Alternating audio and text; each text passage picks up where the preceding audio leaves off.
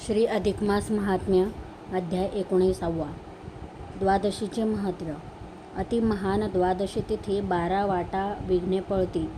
अधिक मासातील पंचपर्वामध्ये द्वादशी पर्वाचे महत्त्व फारच मोठे आहे.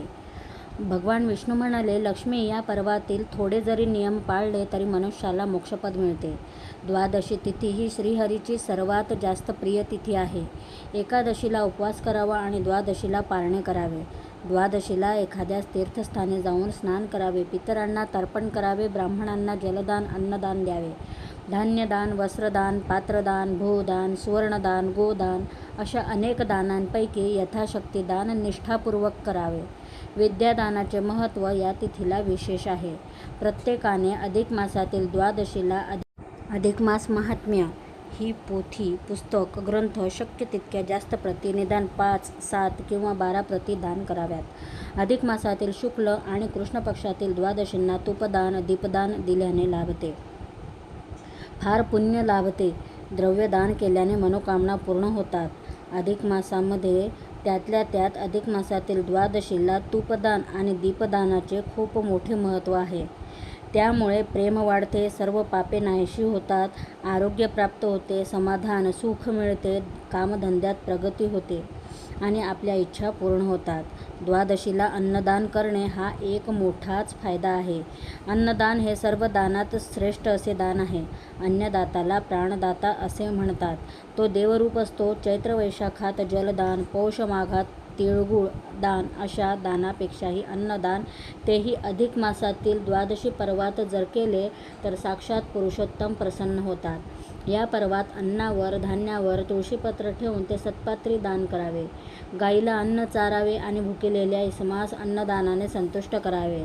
या द्वादशी पर्वाच्या पुण्याईमुळे प्रत्यक्ष कुबेराला देवांच्या खजिन्यांचे भांडार प्राप्त झाले. इंद्राला इंद्रपद मिळाले. यमाला प्रजासंयमाचे बळ मिळाले. दुर्वास मुनींच्या रागांपासून अंबरीश राजाचे संरक्षण झाले. अंबरीश राजाने एकादशी व्रत नियमाने केले. त्याच्या पारण्यास दुर्वास मुनींना त्याने भोजनास निमंत्रण दिले होते, पण द्वादशीच्या दिवशी पारणे भोजनास येण्यासाठी दुर्वास मुनींना उशीर झाला. तोपर्यंत अंबरीश राजाने श्रीहरीचे तीर्थ घेऊन पारणे केले. दुर्वास मुनींना त्यामुळे खूप राग आला. अंबरीश राजाला दुर्वास मुनी शापून भस्म करणार होते. तेवढ्यात श्रीहरीने आपले सुदर्शन चक्र दुर्वास मुनींवर सोडले.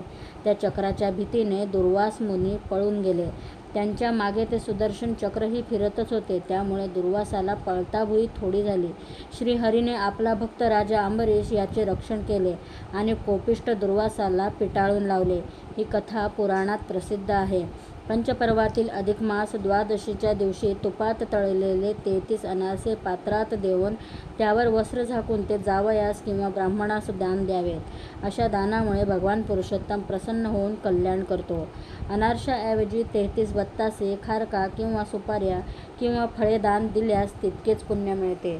द्वादशीला आप्तेष्ट मित्रांना, ब्राह्मण सुवासिनींना पक्वान्न पुरणाचे धोंडे करून भोजन द्यावे आणि कर्पूर विड्याचे तांबूल द्यावे. तुळशीची पूजा आणि गोग्रास करून नंतर आपण भोजन करावे. भगवान विष्णूंनी लक्ष्मीला अधिक मासातील पंचपर्वाची माहिती सांगितल्यावर त्या व्रतदानाच्या पुण्याईने कोणाकोणाचा कसा उद्धार झाला त्या कथा सांगितल्या. पुढे 20व्या अध्यायात स्मितविलासिनी या अप्सरेची कथा आहे, ती ऐका. अधिक मास महात्म्यातील 19वा अध्याय समाप्त.